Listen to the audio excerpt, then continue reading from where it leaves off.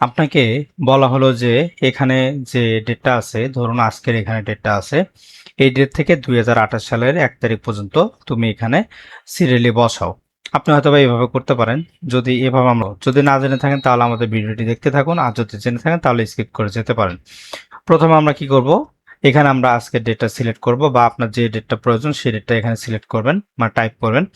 দেন আপনি এখান থেকে সিরিজ অপশনে আসবেন। সিরিজ অপশনে আসার পর যেহেতু আমি কলামে নেব, যদি আমি এই পাশে কলাম অনুযায়ী নেই তাহলে আমার কলামটা সিলেক্ট করতে হবে, আর যদি আমি এই সাইডে রো অনুযায়ী নেই তাহলে আমি রোটা সিলেক্ট করব। যেহেতু আমি কলাম নেব তাহলে আমি কলামটা সিলেক্ট করলাম।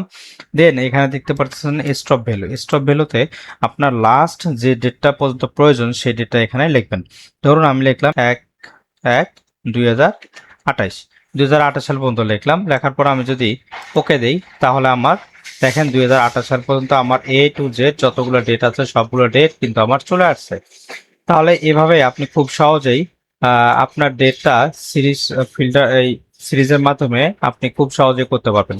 যদি আমাদের এই ভিডিওটি আপনার ভালো লেগে থাকে তাহলে আমাদের চ্যানেলটিকে লাইক, কমেন্ট, সাবস্ক্রাইব করতে ভুলবেন না।